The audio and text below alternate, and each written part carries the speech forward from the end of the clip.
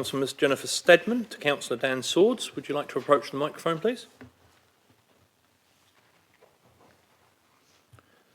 And question 4, would you like to read the question or have it taken as read? I'll read it, please. Please Thank you very so. much.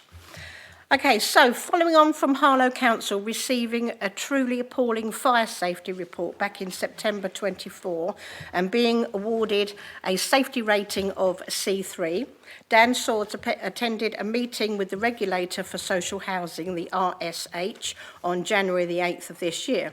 The report quoted that a C3 fire regulation rating for council properties indicates serious failings in meeting fire safety standards, requiring significant improvements from the council to address issues identified by the RSH.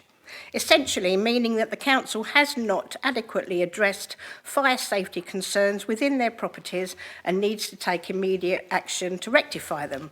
It also states that 500 overdue high-risk remedial actions and 1,500 overdue medium-risk actions, of which 1,000 have been overdue for more than 12 months.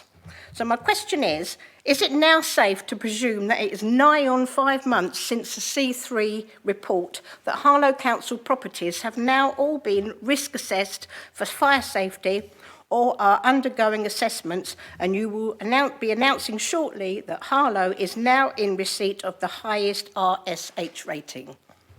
Thank you very much. For the answer, I turn to Councillor Dan Swords. Thank you, Chair. Council continues to meet monthly with the regulator for social housing and remains on track to have completed all fire risk assessments by the 31st of March 2025, which is what was agreed with the regulator.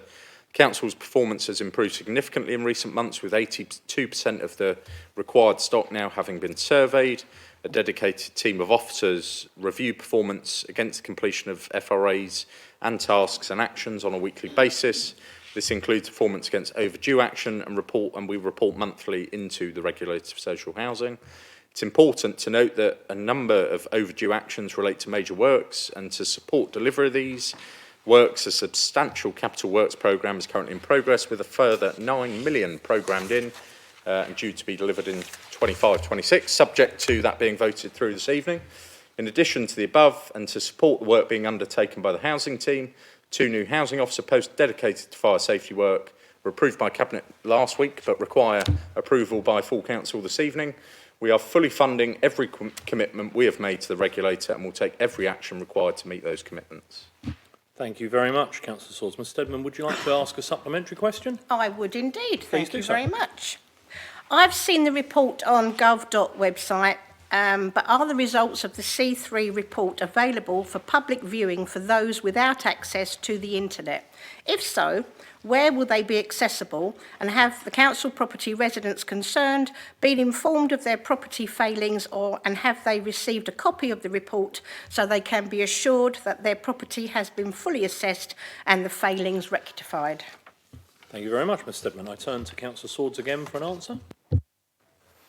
Off the top of my head, Chair, I can't confirm the accessibility of government documents, but I'm sure that practice is well versed, and if any tenant were concerned about that, I'd be more than happy to make that available. Indeed, through our annual report on council housing, we wrote to every resident in the town, not just those in council properties, about this matter, detailing the action that we're taking, and I think that's been well recorded since that time.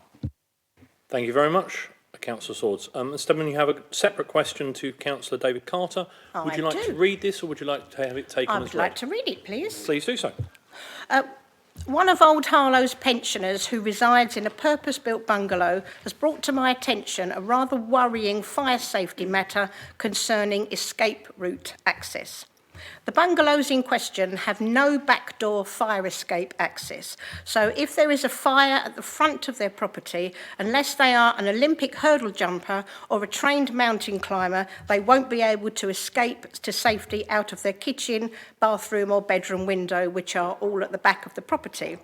Identical bungalows in Old Harlow had retrofitted backdoor fire escapes in their bedroom just a couple of years ago.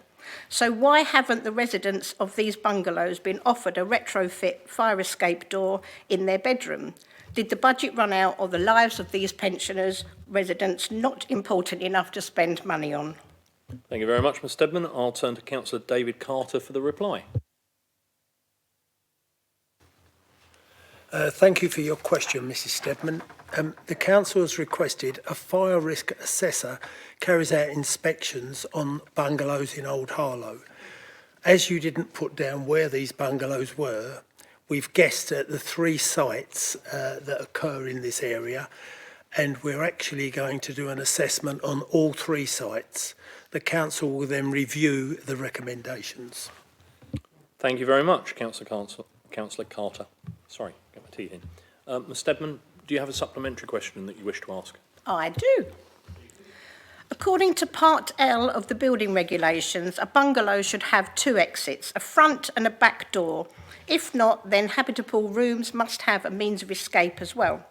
I met with an Essex Fire Safety and Protection Officer last week inside one of these properties, and he was surprised and shocked to learn that there was no rear door exit and how high off the internal floor the window is. He was also shocked that only the kitchen had a fire door. A recent quote from a private tradesman to have the large bedroom window removed and replaced with a smaller window and an outward opening door was priced at £3,500. However, I imagine that should Harlow Council retrofit a door, the costing should be more reasonable.